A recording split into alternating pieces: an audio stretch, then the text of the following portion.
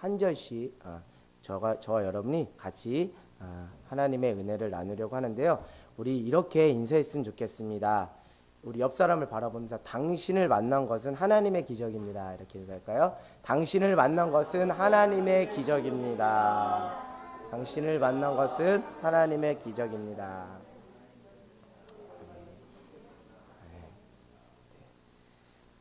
그렇습니다.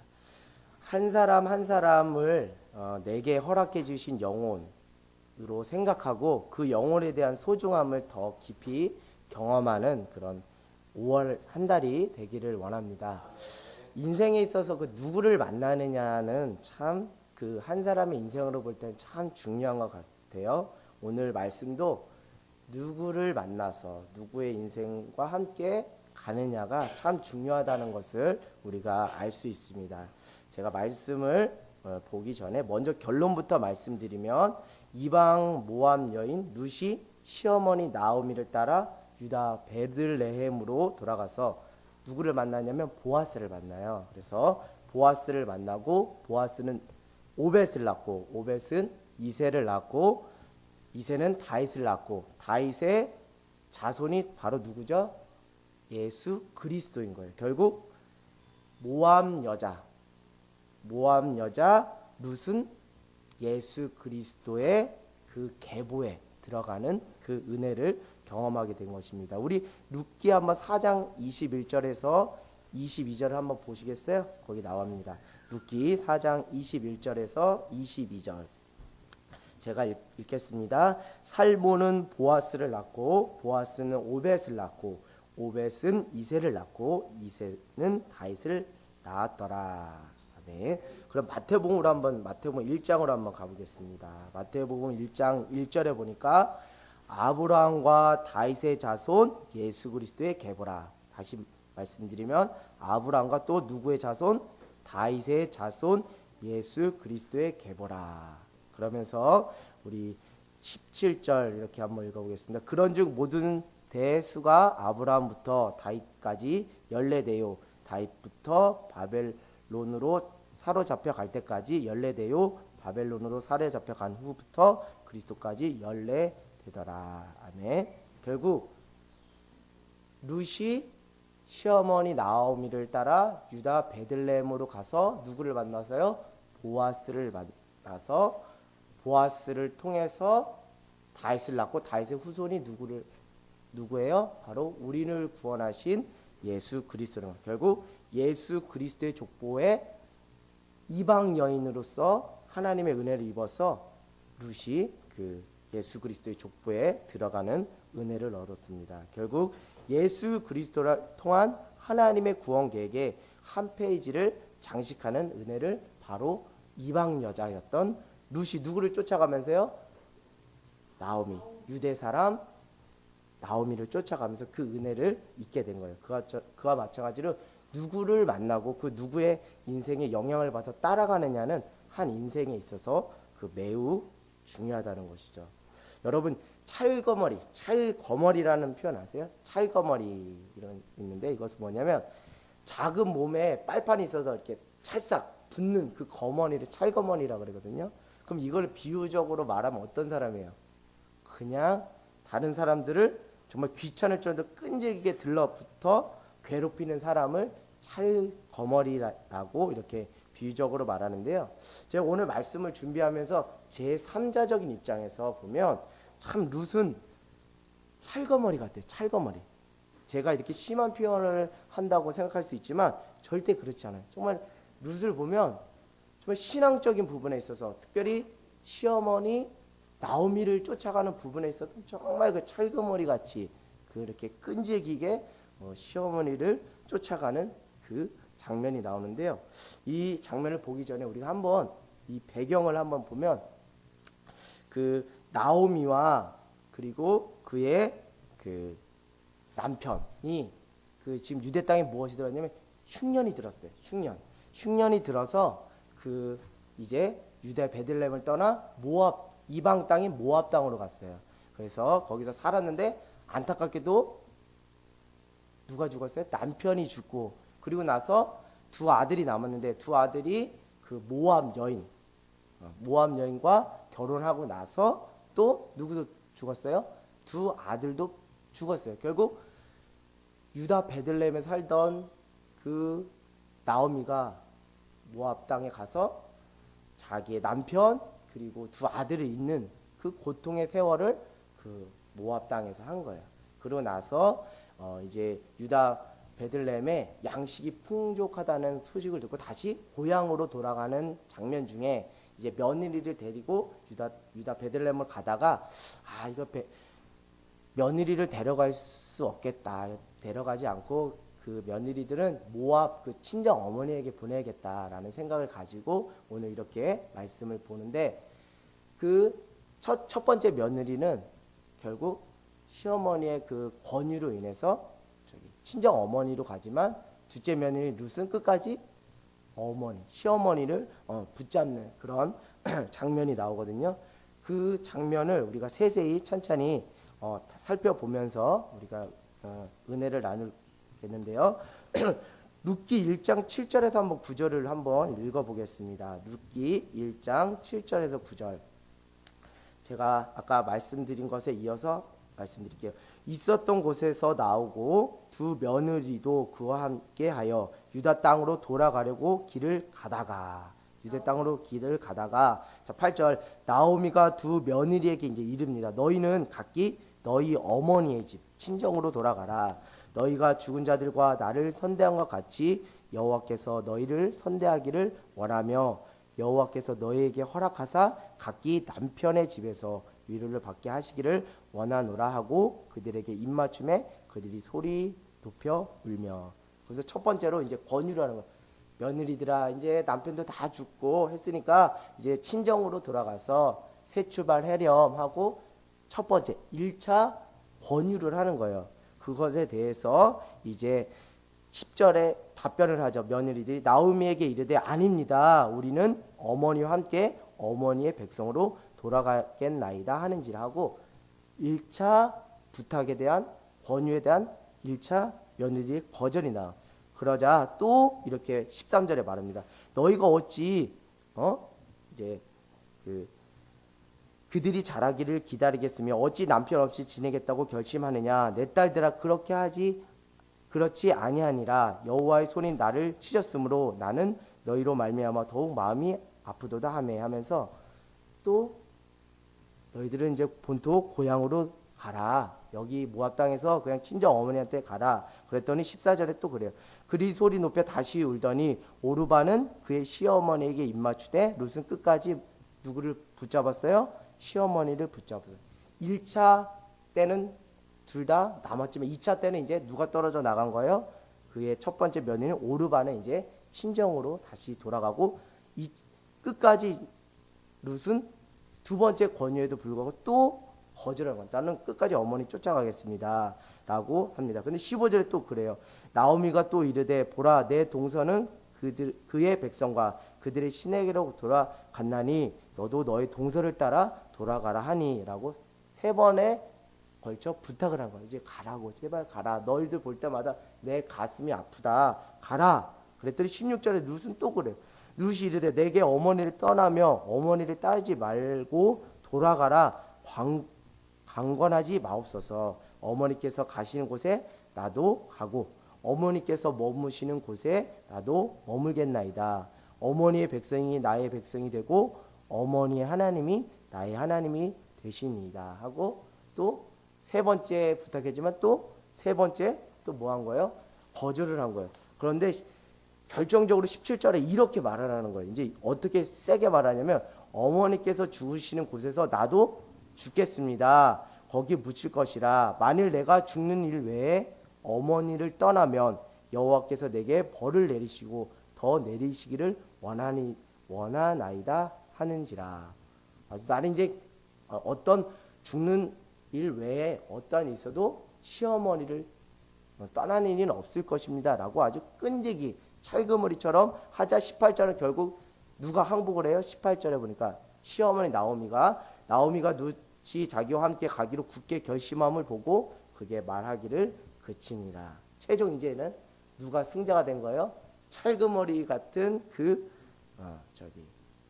룻이 그 시어머니의 그 권유를 뿌리치고 결국 최후의 승리를 얻게 된 것입니다. 옛말에 이런 말 있죠. 자고로 뭐다? 삼재판. 그러니까 3번은 물어봐야 그 사람의 본심이 진짜인지 아닌지를 알 수 있다라고 한 거죠. 그런 측면에서 보면 시어머니도 몇 번 물어봤어요?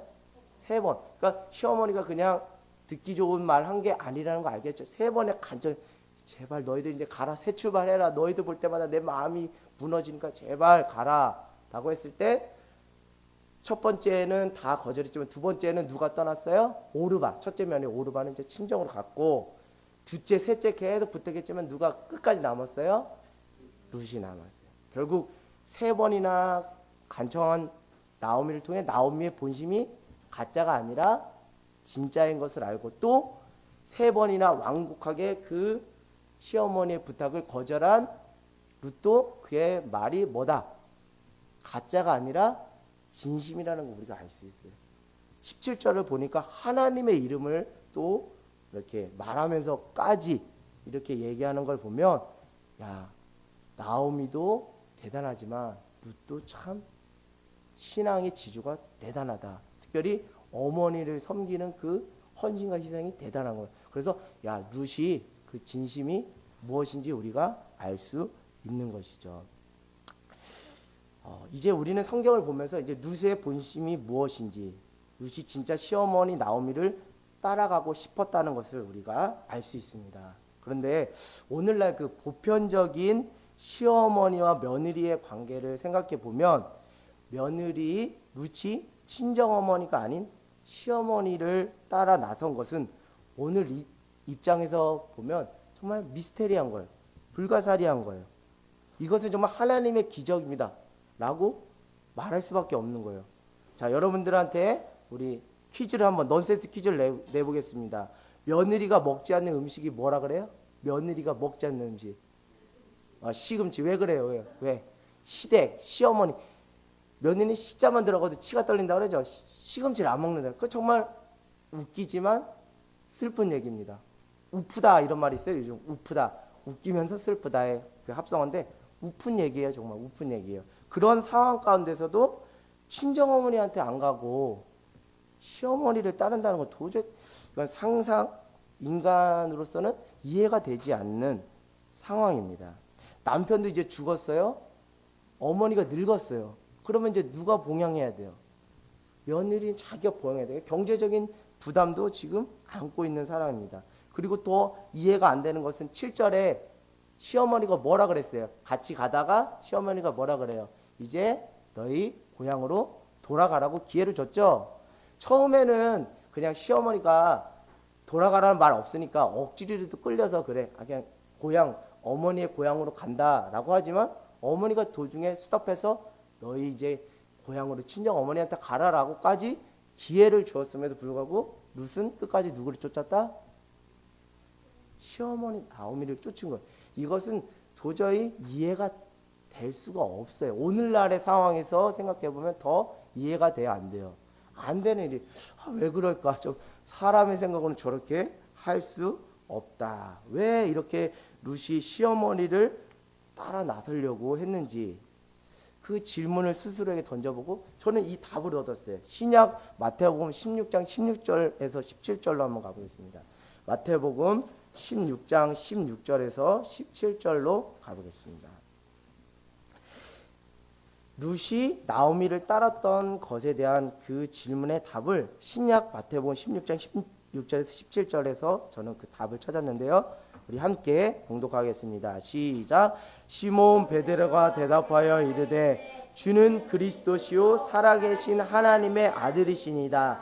예수께서 대답하여 이르시되 바요나 시몬아 내가 복이 있도다. 이를 내게 알게 하는 이는 혈육이 아니요 하늘에 계신 내 아멘. 여러분, 베드로가 지금 예수님이 이렇게 부르죠.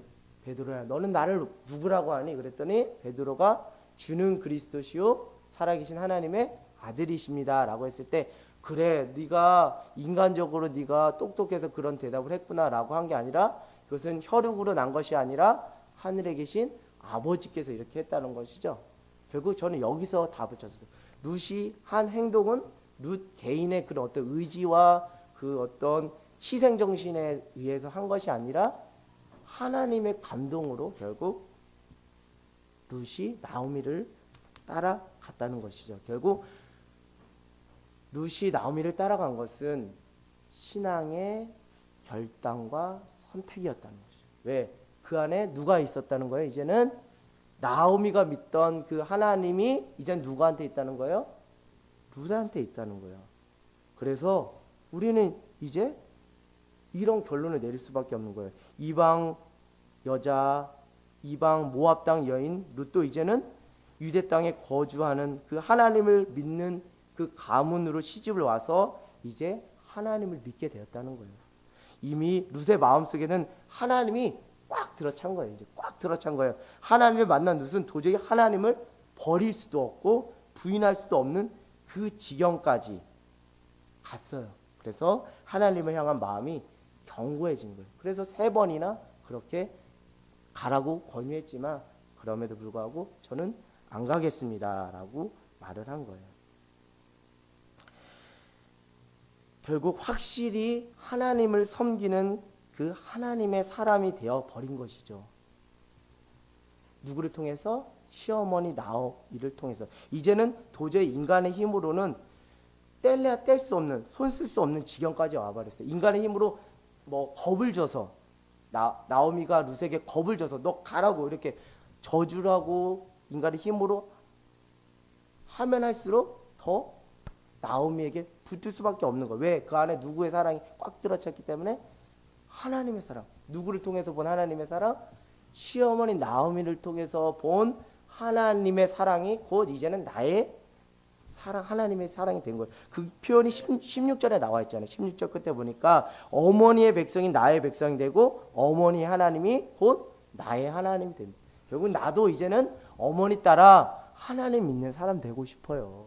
그러니 어머니, 이제 어머니, 저 어머니 떠나 따로 가라고 말하지 말고 저도 어머니랑 같이 믿음 생활하고 싶어요. 쉽게 말해서 믿음 생활하고 싶어요. 그 하나님의 사랑 완전하시고 거부할 수 없는, 뗄래야 뗄 수 없는 그 사랑이 저한테 꽉 들어차서 이젠 도저히 인간의 힘으로 도저히 손 쓸 수 없어요. 그러니까 저를 내치지 마세요. 저 이제 시어머니 당신 따라갈래요. 이런 표현인 거예요. 그래서 17절에 이렇게 말하는 거예요. 제가 죽는 17절에 보니까 제가 죽는 일 외에 어머니를 떠나면 누구를 얘기해요? 여호와께서 내게 벌하시고 더 벌하시기를 원합니다라고 표현하는 거예요. 그냥 인간적으로 상식적으로 말하면 제가 어머니를 버리면 어머니께서 저에게 욕하셔도 좋습니다라고 표현해도 되는데 신앙이 들어간 룻은 이제 그렇게 표현하는 게 아니에요. 제가 어머니를 버리면 여호와께서 저에게 벌하시고 더 벌하시길 원한다. 결국 어머니를 버린다는 것은 결국 누구를 버리는 것과 동일하다? 하나님을 버리는 것이. 어머니를 부인하는 것은 결국 누구를 부인하는 것과 동일하다? 하나님을 부인하는 것과 동일하다라고 그는 신앙의 확신과 그 신앙의 지조를 가지고 이렇게 고백을 하는 거예요. 룻은 그 안에 이제 거부할 수 없는, 뗄래야 뗄 수 없는, 끊어놓을 수 없는, 그 거부할 수 없는, 정말 끊을 수 없는 그 하나님의 사랑이 꽉 들어찬 거예요. 자, 이런 룻의 신앙은 우리 로마서 8장 35절에서 39절로 한번 가보겠습니다. 로마서 8장 35절에서 39절로 가보겠습니다. 한 절씩, 저와 여러분 한 절씩 교독하도록 하겠습니다. 자, 제가 먼저 읽겠습니다. 누가 우리를 그리스도의 사랑에서 끊으리요? 환난이나 공고나 박해나 기근이나 적신이나 위험이나 칼이랴.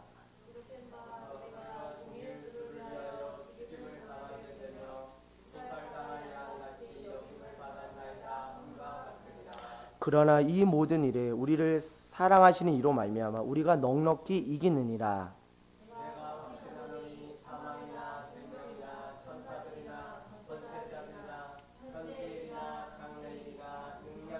우리 함께 읽겠습니다. 시작. 높음이나 깊음이나 다른 어떤 피조물이라도 우리를 우리 주 그리스도 예수 안에 있는 하나님의 사랑에서 끊을 수 없는. 이 하나님의 완전하신 사랑, 그 거부할 수 없는 사랑, 끊을 수 없는 그 사랑이 누구한테 꽉 들어찬 거예요 지금?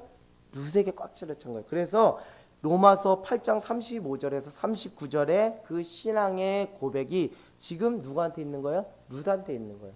오늘 로마서 8장 35절에서 39절, 그 끊을 수 없는, 그 거부할 수 없는 사랑, 그 사랑이 여러분 안에 있기를 원합니다. 그 사랑이 여러분의 삶을 주장하고 여러분의 삶을 이끌어가길 원합니다. 오늘 이 시간 여러분에게 묻겠습니다. 여러분 안에도 여러분 안에 어떤 상황이 오더라도 거부할 수 없는, 끊을 수 없는 그 하나님의 사랑이 여러분 안에 있습니까? 그리고 그 사랑이 오늘 여러분을 주장하고 여러분의 삶을 이끌어가고 있습니까? 그 이끌어가는 은혜, 그 사랑이 여러분 안에 룻과 같이 가득 차는 은혜가 있기를 원합니다. 결국 룻은 끝까지 나오미를 따랐던 것은 자신의 그 신앙적인 결단이며 그 선택이었다는 거예요. 즉 시어머니 나오미를 떠나는 것은 결국 내가 하나님을 떠나는 것이기 때문에 오늘 룻기 1장 17절과 같은 그런 표현을 하는 것입니다. 이런 말이 있어요. 비기독교인에게 있어서 성경은 기독교인들의 무엇이다? 삶이다. 곧 기독교인들은 걸어다니는 성경이 되어야 한다. 비기독교인들은 누구를 통해서 하나님을 알게 된다는 거예요? 믿는 그리스도의 삶을 통해서 하나님이 저 사람을 보니까 하나님이 계신 걸 내가 믿겠습니다 라는 거예요. 그러니까 믿는 그리스도의 삶이 무엇이 되어야 된다? 성경이 되어야 된다는 이런 표현이 있어요. 룻이 이렇게 하나님에게 푹 빠진 것은 누구를 통해서 가능했던 거예요? 시어머니 나오미를 통한 전적인 하나님의 역사하심 때문에 가능한 것입니다.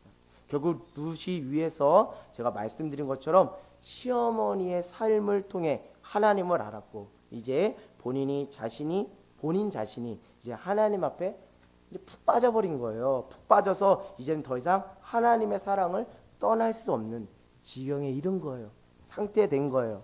자, 그렇다면 시어머니 나오미가 어떤 그런 삶을 보여줬기 때문에 며느리 룻이 시어머니의 하나님을 내가 따라 나서겠다고 했는지 우리 함께 그 삶을 면면히 들여보기를 원합니다. 우리 룻기 1장 1절을 한번 볼게요. 룻기 1장 1절. 자, 함께 읽겠습니다. 시작. 사사들이 치리하던 때에 그따에 흉년이 드니라. 유다 베들레헴의 한 사람이 그의 아내와 두 아들을 데리고 모압 지방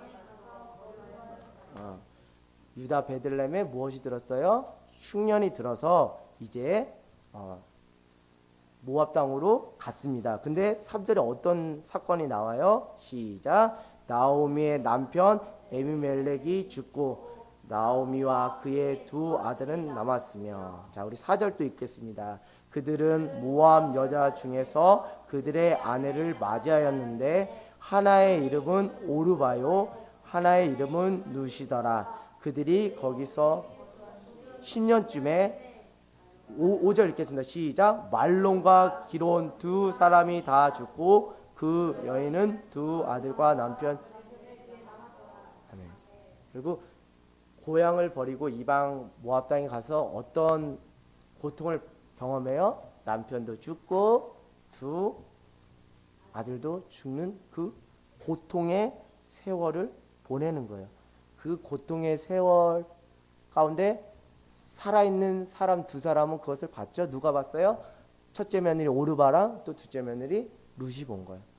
도대체 그 고통의 자리에 삶에서 나오미가 어떻게 살았기 때문에 끝까지 그 시어머니의 하나님을 쫓아가겠다고 룻이 말했는지 오늘 우리가 한번 더 면면히 살펴보기 원하는데요. 나오미는 이렇게 말해요. 나오미는 이렇게 말합니다. 우리가 1장 20절을 보실까요? 1장 20절을 보니까 이제 유다 베들레헴에 도착해서 이제 이렇게 말해요. 1장 20절에 나오미가 그들에게 이르되 나를 나오미라 부르지 말고 나를 무엇이라 부르라? 마라라 부르라. 이는 전능자가 나를 심히 괴롭게 하였습니다. 21절 시작. 내가 풍족하게 나갔더니 여호와께서 내게 비어 돌아오게 하셨나니라. 여호와께서 나를 징벌하셨고 전능자가 나를 괴롭게 하셨거늘 너희가 어찌 나를 나옴이라 부르냐. 아니, 나옴이는 원래 어떤 뜻이냐면 기쁨이라는 뜻이에요. 그러나 그의 인생을 보면 기쁨이란 단어를 쓰기에 적절해요? 아니죠. 그래서 그는 나는 기쁨이 아니다. 사람들이 이제 고향사는 오 나옴이 왔네 이렇게 나옴이 왔네 이렇게 했는데 난 나옴이 아니에요. 그 이름이 나한테 걸맞지 않아요. 내 이름을 뭐라고 불러주세요? 마라라고. 마라의 뜻은 뭐예요?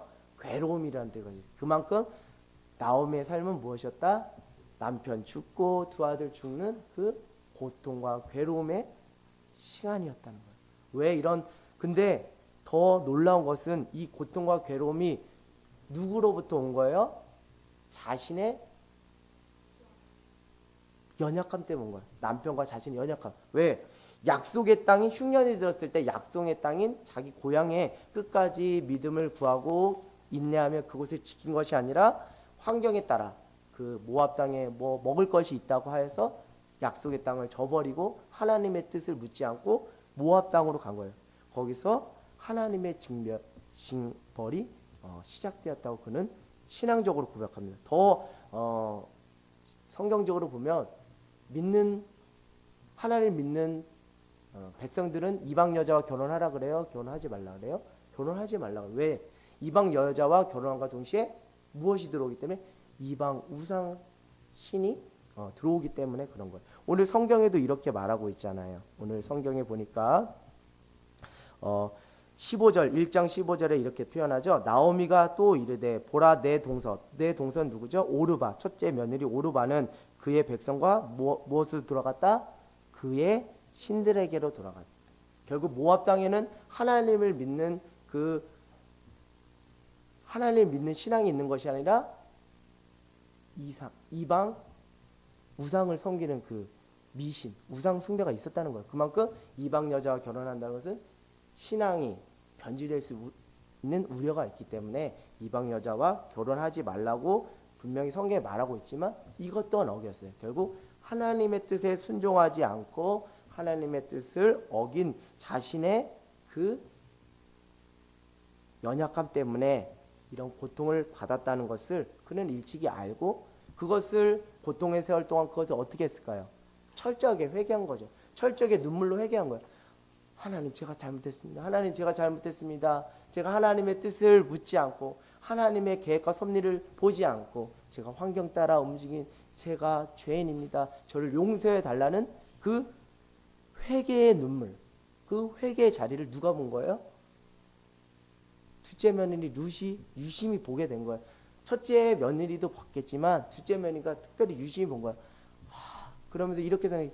도대체 그의 인생에서 하나님이 어떤 존재이기 때문에 남편도 죽고 두 아들도 죽은 그 고통의 자리에서 여전히 하나님을 부인하지 않고 하나님을 붙잡고 매달리는지 그 삶에 대한 무엇이 생긴 거예요?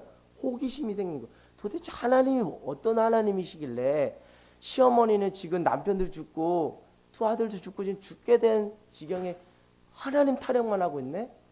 그 하나님이 뭔가 근데 여기 성경에 보니까 1장 4절에 몇 년쯤 거기에 거주했다 그래요? 10년쯤 거주했어요. 근데 정확하게 말해서 결혼하고 10년인지 아니면 결혼 이전 통틀어서 10년인지 모르겠지만 일정한 기간 동안 며느리들이 누구의 삶을 본 거예요?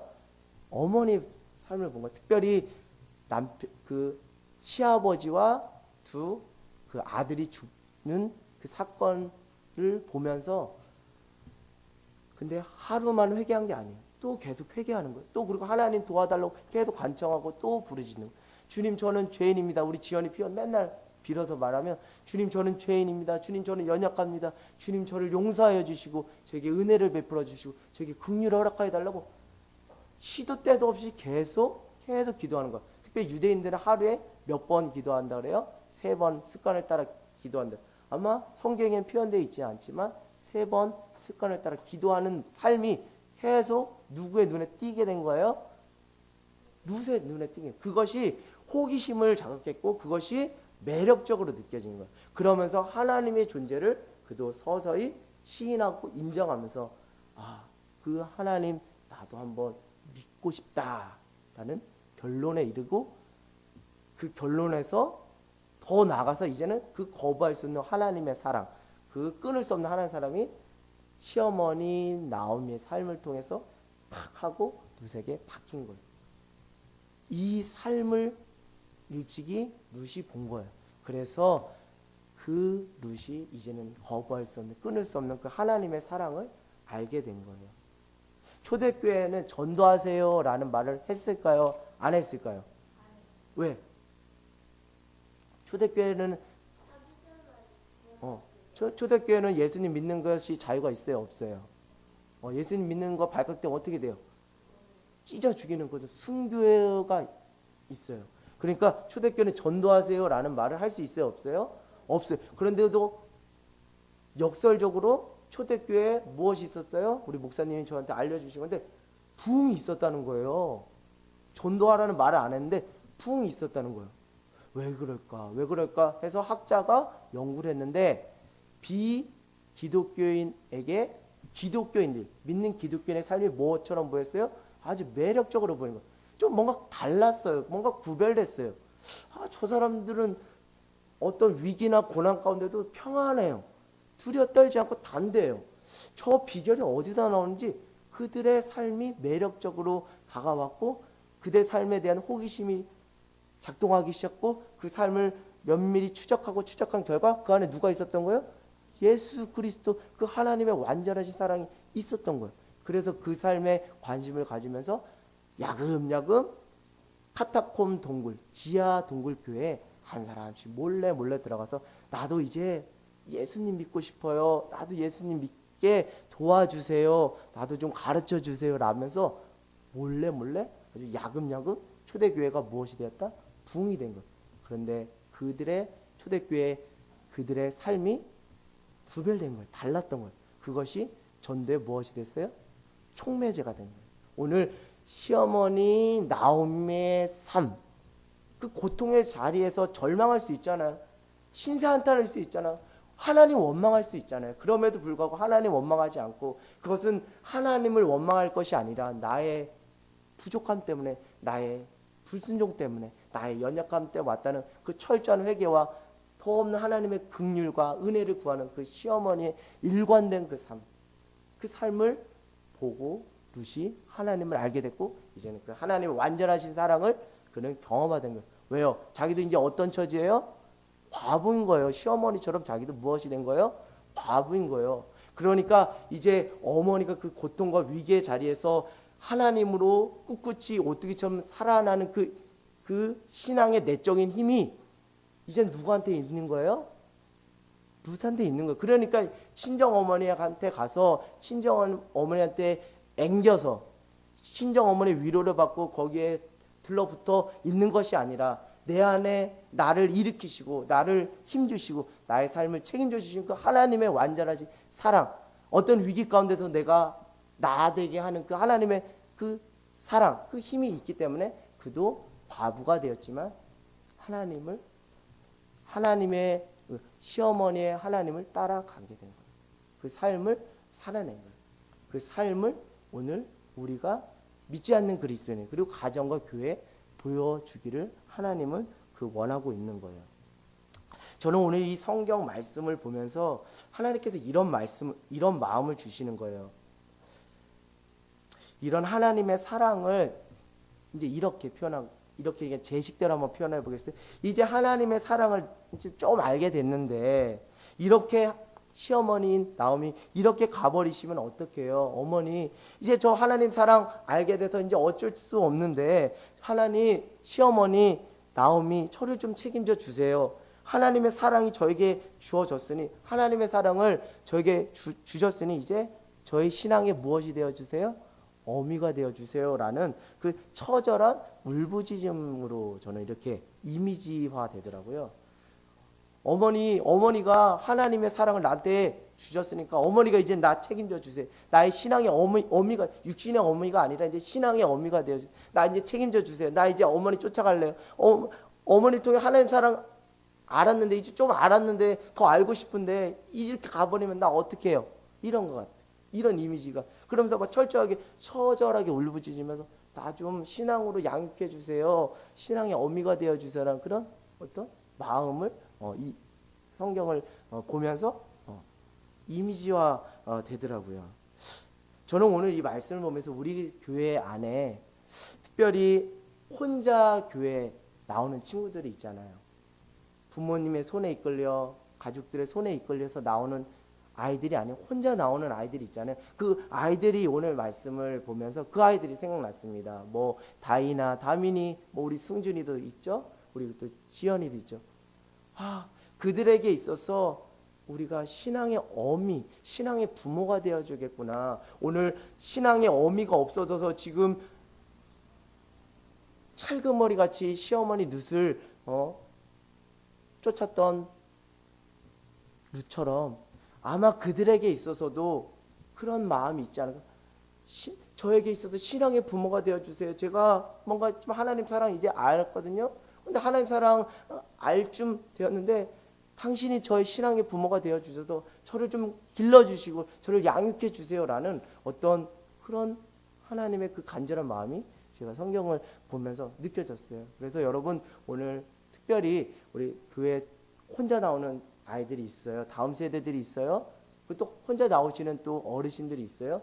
그분들에게 신앙의 부모가 되어주시면 참 좋겠습니다. 우리 승준의 신앙의 부모가 되어주세요. 우리 지연이의 신앙의 부모가 되어주세요.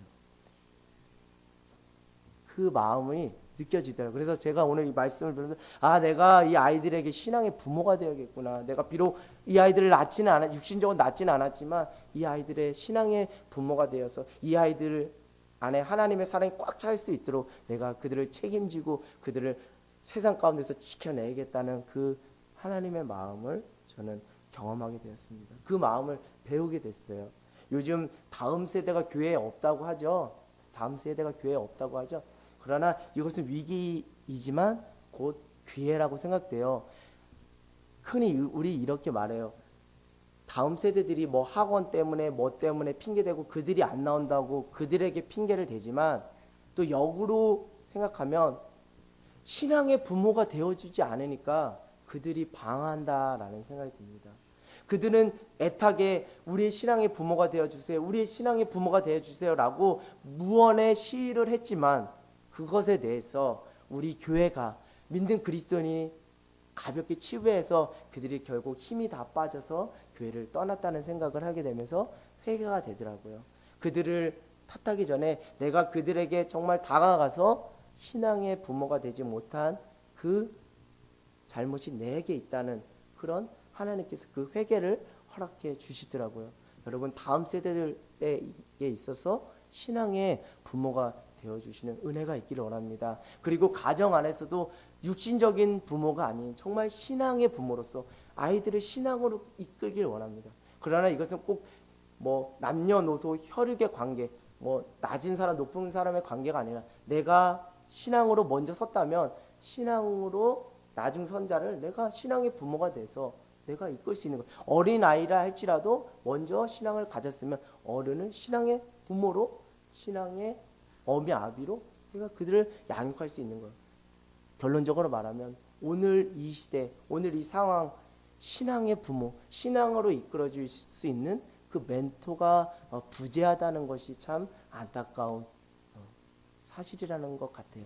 그래서 우리 하늘 땅 교회는 누구의 인생에 있어서 누가처럼 룻이 나오미와의 그 관계처럼 신앙의 멘토가 되면 참 좋겠다. 그 멘토가 되어주는 신앙의 멘토가 되어주는 그 교회가 희망이 있고 소망이 있고 미래가 있다라는 생각을 하게 되었습니다. 특별히 5월달 그 가정의 달, 가정 안에서 그 신앙의 멘토, 그 영적인 교제의 관계의 끈이 끈끈하게 맺어질 때 그 가정이 진짜 건강한 가정으로 세워질 수 있다라는 그 결론을 오늘 말씀을 보면서 나누게 되었습니다. 사랑하는 여러분, 이제 여러분이 교회와 그 가정과 이웃 안에 정말 신앙의 부모가 되어주기를 원합니다.